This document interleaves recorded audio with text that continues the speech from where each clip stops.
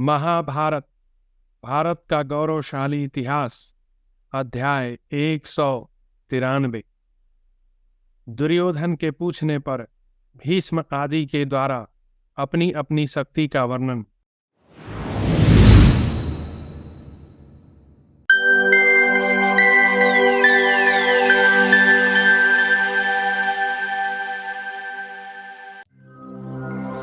संजय कहते हैं, राजन, जब रात बीती, प्रभात हुआ, उस समय आपके पुत्र दुर्योधन ने सारी सेना के बीच में पुनः पितामह भीष्म से पूछा। दुर्योधन बोला, गंगानंदन, यह जो पांडवों की सेना युद्ध के लिए उद्यत है, इसमें बहुत से पैदल, हाथी सवार, घुड़सवार भरे हुए हैं। यह सेना बड़े बड़े महारथियों एवं उनके विशाल रथों से व्याप्त है। लोकपालों की समान महापराक्रमी एवं महाधनुर्धर भीमसेन, अर्जुन और धृष्टद्युम्न आदि वीर इस सेना की रक्षा करते हैं। यह उछलती हुई तरंगों से युक्त समुद्र की भांति दुर्धर्ष प्रतीत हो रही है। इसे आगे बढ़ने से रोकना असंभव है तथा बड़े बड़े देवता भी इस महान युद्ध में इस सैन्य समुद्र को क्षुब्ध नहीं कर सकते। महातेजस्वी गंगानंदन, आप कितने समय में इस सारी सेना का विध्वंस कर सकते हैं? महाधनुर्धर द्रोणाचार्य, अत्यंत बलशाली कृपाचार्य, युद्ध की स्पृहा रखने वाले कर्णत्वा द्विजश्रेष्ठ अश्वत्थामा कितने समय में शत्रु सेना का संहार कर सकते हैं? क्योंकि मेरी सेना में आप ही सब लोग दिव्यास्त्रों के ज्ञाता हैं। महाबाहो, मैं यह सब जानना चाहता हूँ। इसके लिए मेरे हृदय में सदा अत्यंत कौतूहल बना रहता है। आप मुझे यह बताने की कृपा करें। तब भीष्म बोले, कुरुश्रेष्ठ दुर्योधन, पृथ्वीपते, तुम जो यहाँ शत्रुओं के बलाबल के विषय में पूछ रहे हो, यह तुम्हारे ही योग्य है। राजन, युद्ध में जो मेरी सबसे अधिक शक्ति है, मेरे अस्त्रों शस्त्रों का तथा दोनों भुजाओं का जितना बल है, वह सब बताता हूँ, सुनो। साधारण लोगों के साथ सरल भाव से ही युद्ध करना चाहिए। जो लोग मायावी हैं, उनका सामना माया युद्ध से करना चाहिए। यही धर्मशास्त्रियों का निश्चय है। महाभाग, मैं प्रतिदिन पांडवों की सेना को पहले अपने दैनिक भाग में विभक्त करके उसका वध करूंगा। महाद्युते 10-10 हजार योद्धाओं का तथा 1000 रथियों का समूह मेरा एक भाग मानना चाहिए। भारत, इस विधान से मैं सदा उद्यत और सन्नद्ध होकर उस विशाल सेना को इतने ही समय में नष्ट कर सकता हूँ। भारत, यदि मैं युद्ध में स्थित होकर लाखों वीरों का संहार करने वाले अपने महान अस्त्रों का प्रयोग करने लगूं, तो 1 मास में पांडवों की सारी सेना को नष्ट कर सकता हूँ। संजय बोले, राजेंद्र, भीष्म का यह वचन सुनकर दुर्योधन ने अंगिरस ब्राह्मणों में सबसे श्रेष्ठ द्रोणाचार्य से पूछा, आचार्य, आप कितने समय में पांडव पुत्र युधिष्ठिर के सैनिकों का संहार कर सकते हैं? यह प्रश्न सुनकर द्रोणाचार्य हंसते हुए से बोले, महाबाहो, अब तो मैं बूढ़ा हो गया। मेरी प्राण शक्ति और चेष्टा कम हो गई है, तो भी अपने अस्त्र शस्त्रों की अग्नि से पांडवों की विशाल सेना को भस्म कर दूंगा। जैसे शांतनु भीष्म 1 मास में पांडव सेना का विनाश कर सकते हैं, उसी प्रकार और उतने ही समय में मैं भी कर सकता हूं, ऐसा मेरा विश्वास है। दुर्योधन, यही मेरी सबसे बड़ी शक्ति है और यही मेरा अधिक से अधिक बल भी है। कृपाचार्य तो 2 महीने में पांडव सेना के संहार की बात कही, परंतु अश्वत्थामा ने 10 ही दिनों में शत्रु सेना के संहार की प्रतिज्ञा कर ली। बड़े बड़े अस्त्रों के ज्ञाता कर्ण ने 5 दिनों में पांडव सेना को नष्ट करने की प्रतिज्ञा की। सूतपुत्र का कथन सुनकर गंगानंदन भीष्म जी ठहाका मार कर हंस पड़े और यह वचन बोलने लगे, राधा पुत्र, जब तक युद्ध भूमि में शंख बाण और धनुष धारण करने वाले श्री कृष्ण सहित अर्जुन को तुम एक ही रथ में आते हुए नहीं देखते, और जब तक उनके साथ तुम्हारी मुठभेड़ नहीं होती, तभी तक ऐसा अभिमान प्रकट करते हो। तुम इच्छानुसार और भी ऐसी बहुत सी बहकी बहकी बात कह सकते हो। अगला अध्याय 194। अर्जुन के द्वारा अपने सहायकों की तथा युधिष्ठिर की भी शक्ति का परिचय देना। वैशंपायन जी कहते हैं, भरत श्रेष्ठ जन्मेजय, कौरव सेना में जो बातचीत हुई थी उसका समाचार पाकर कुंती नंदन युधिष्ठिर ने अपने सब भाइयों को एकांत में बुलाकर इस प्रकार कहा। युधिष्ठिर बोले, धृतराष्ट्र की सेना में जो मेरे गुप्तचर नियुक्त हैं, उन्होंने मुझे यह बात और समाचार दिया है कि इसी विगत रात्रि में दुर्योधन ने महान व्रतधारी गंगानंदन भीष्म से यह प्रश्न किया था कि प्रभु, आप पांडवों की सेना का कितने समय में संहार कर सकते हैं। तो भीष्म जी ने धृतराष्ट्र के पुत्र दुर्बुद्धि दुर्योधन को यह उत्तर दिया कि मैं 1 महीने में पांडव सेना का विनाश कर सकता हूं।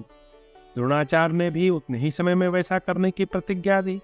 कृपाचार्य ने तो 2 महीने का समय बताया। यह बात हमारे सुनने में आई है तथा महान अस्त्रवेत्ता अश्वत्थामा ने तो 10 ही दिन में पांडव सेना के संहार की प्रतिज्ञा की है। दिव्यास्त्रवेत्ता कर्ण से जब कौरव सभा में पूछा गया तब तो उसने 5 ही दिन में हमारी सेना को नष्ट करने की प्रतिज्ञा कर ली।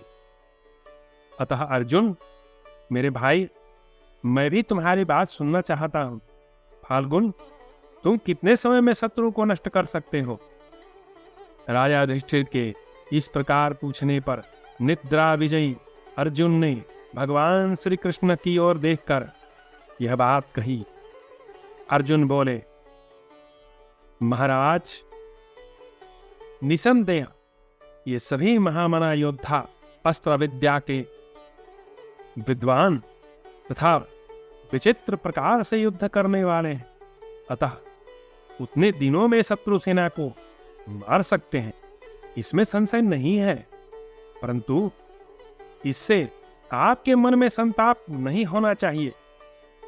बड़े भैया, आपका मनस्ताप तो दूर ही हो जाना चाहिए। मैं जो सत्य बात कहने जा रहा हूं उस पर ध्यान दीजिए। मैं भगवान श्री कृष्ण की सहायता से युक्त हुआ एकमात्र रथ को लेकर ही देवताओं सहित तीनों लोकों, संपूर्ण चराचर प्राणियों तथा भूत, वर्तमान और भविष्य को भी पलक मारते मारते नष्ट कर सकता हूं, ऐसा मेरा विश्वास है। भगवान पशुपति ने किरात वेश में द्वंद्व युद्ध करते समय मुझे जो अपना भयंकर महाअस्त्र प्रदान किया था वह मेरे पास मौजूद है। पुरुष सिंह प्रलय काल में समस्त प्राणियों का संहार करते समय भगवान पशुपति जिस अस्त्र का प्रयोग करते हैं वही यह मेरे पास विद्यमान है। भैया, इसे ना तो गंगानंदन भीष्म जानते हैं, न द्रोणाचार्य जानते हैं, ना कृपाचार्य जानते हैं, ना द्रोणपुत्र अश्वत्थामा को ही इसका पता है। ईर्षूत पुत्र कर्ण तो इसे जान ही कैसे सकता है। परंतु युद्ध में साधारण जनों को दिव्यास्त्रों द्वारा मारना कदापि उचित नहीं है। अतः हम लोग सरलतापूर्ण युद्ध के द्वारा ही शत्रु को जीतेंगे। भैया, ये सभी पुरुष सिंह जो हमारे सहायक हैं, दिव्यास्त्रों का ज्ञान रखते हैं और सभी युद्ध की अभिलाषा भी रखने वाले हैं। इन सब ने वेदाध्ययन समाप्त करके यज्ञांत स्नान भी किया है।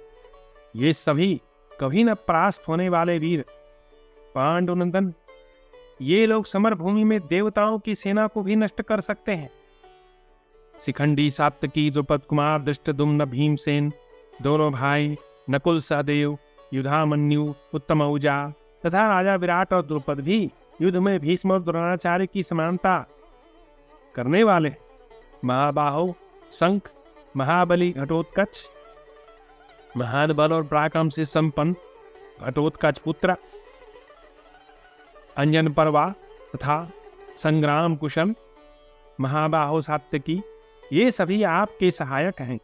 बलवान अभिमन्यु और द्रौपदी के 5 पुत्र तो आपके साथ हैं ही। आप स्वयं भी तीनों लोकों का संहार करने में समर्थ है। इंद्र के समान तेजस्वी कुरुनंदन, आप क्रोध पूर्वक जिस पुरुष को देख ले वह शीघ्र ही नष्ट हो जाएगा। आपके इस प्रभाव को मैं जानता हूं। अगला अध्याय 195। कौरव सेना कारण के लिए प्रस्थान। वैशंपायन जी कहते हैं, जन्मेजय तदनंतर निर्बल प्रभात काल में धृतराष्ट्र पुत्र दुर्योधन से प्रेरित हो सब राजा पांडवों से युद्ध करने के लिए चले। चलने के पहले उन सब ने स्नान करके शुद्ध हो श्वेत वस्त्र धारण किए, पुष्पों की मालाएं पहनी, ब्राह्मणों से स्वास्थ्य वाचन कराया, अग्नि में आहुति दी, फिर ध्वजा फहराते हुए हाथों में अस्त्र शस्त्र लेकर रणभूमि की ओर प्रस्थित हुए। वे सभी वेदवेत्ता, सूरवीर तथा उत्तम विधि से व्रत का पालन करने वाले थे। सभी कवचधारी तथा युद्ध के चिन्हों से भी सुशोभित थे।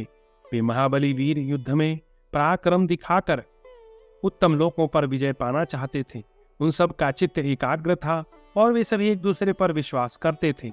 अवंती देश के कुमार बिंदनुमिन बहलिक देशीय सैनिकों के साथ के राजकुमार ये सब द्रोणाचार्य को आगे करके चले। अश्वत्थामा, भीष्मा, सिंधुराज जयद्रथ, दक्षिणात्य नरेश, पाश्चात्य भूपाल और पर्वतीय भूपाल, गांधार शकुनी तथा पूर्व और उत्तर दिशा के नरेश, शक, किरात, यवन, शिबी और वसाती भूपालगण, ये सभी महारथी लोग अपनी अपनी सेनाओं के साथ महारथी को सबोर से घेर कर दूसरे सैन्य बल दल के रूप में सुसज्जित होकर निकले। सेना सहित कृतवर्मा महारथी त्रिगत भाइयों से घिरा हुआ महाराज दुर्योधन, सल, भूरिश्रवा, शल्युत्था, कौशलराज बृहदत्त, ये दुर्योधन को आगे करके उसके पीछे पीछे चले। धृतराष्ट्र के वे महाबली पुत्र रणक्षेत्र में जाकर कवच आदि से सुसज्जित हो कुरुक्षेत्र के पश्चिम भाग में यथोचित रूप से खड़े हुए। भारत दुर्योधन ने पहले से ही ऐसा निवास स्थान बनवा रखा था जो दूसरे हस्तिनापुर की भांति सजा था। राजेंद्र नगर में निवास करने वाले चतुर मनुष्य भी उस शिविर तथा हस्तिनापुर नामक नगर में क्या अंतर है ये नहीं समझ पाते थे। अन्य राजाओं के लिए भी कुरुवंशी भूपाल ने वैसे ही सैकड़ों तथा सहस्रों दुर्ग बनवाए थे। समरांगण के लिए 5 योजन का घेरा छोड़कर सैनिकों के ठहरने के लिए 100 की संख्या में इतनी ही श्रेणीबद्ध छावनियां डाली गई थी। उन्हीं बहुमूल्य आवश्यक सामग्रियों से संपन्न हजारों छावनियों में वे भूपाल अपने बल उत्साह के अनुरूप युद्ध के लिए उद्यत होकर रहते थे। राजा दुर्योधन सवारियों और सैनिकों सहित उन महामना नरेशों को परम उत्तम भक्ष्य भोज्य पदार्थ देता था।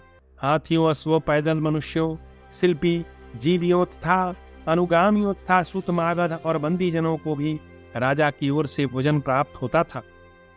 वहां जो वाणिक, गणिकाय, गुप्तचर तथा दर्शक मनुष्य आते थे उन सब की क्रूराज दुर्योधन विधि पूर्वक देखभाल करता था। अगला अध्याय 196। पांडव सेना का युद्ध के लिए प्रस्थान। वैशंपायन जी कहते हैं, जन्मेजय इसी प्रकार कुंती नंदन धर्मराज पुत्र युधिष्ठिर ने भी धृष्टद्युम्न आदि वीरों को युद्ध के लिए जाने की आज्ञा दी।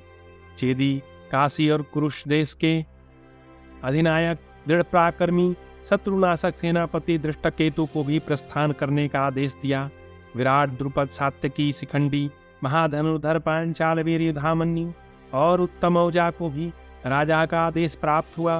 वे महाधनुर्धर सूरवीर विचित्र कवच और तपाए हुए सोने के कुंडल धारण किए, वेद पर घी की आहुति से प्रज्वलित हुए, अग्निदेव के समान तथा आकाश में प्रकाशित होने वाले ग्रहों की भांति शोभा पा रहे थे।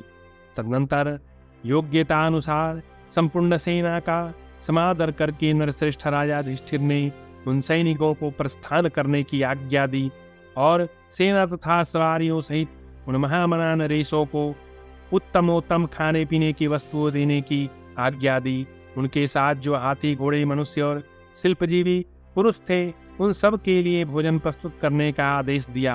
पांडुनंदन युधिष्ठिर ने धृष्टद्युम्न को आगे करके अभिमन्यु, बृहंत तथा द्रौपदी के 5 पुत्र इन सब को प्रथम सेना दल के साथ भेजा। भीमसेन, सात्यकी तथा पांडुनंदन अर्जुन को युधिष्ठिर ने द्वितीय सैन्य समूह का नेता बनाकर भेजा। वहां हर्ष से भरे हुए कुछ योद्धा सवारियों पर युद्ध की सामग्री चढ़ाते, कुछ इधर उधर जाते, कुछ लोग कार्यवश दौड़ धूप करते। उन सब का कोलाहल मानो स्वर्गलोक को छूने लगा। तत्पश्चात राजा विराट और द्रुपद को साथ ले अन्यान भूपालों सहित स्वयं राजा युधिष्ठिर चले। भयंकर धनुधर से भरी हुई और धृष्टद्युम्न के द्वारा सुरक्षित हो कहीं ठहरती और कहीं आगे बढ़ती हुई वह पांडव सेना कहीं निश्चल और कहीं प्रवाहशील जल से भरी गंगा के समान दिखाई देती थी।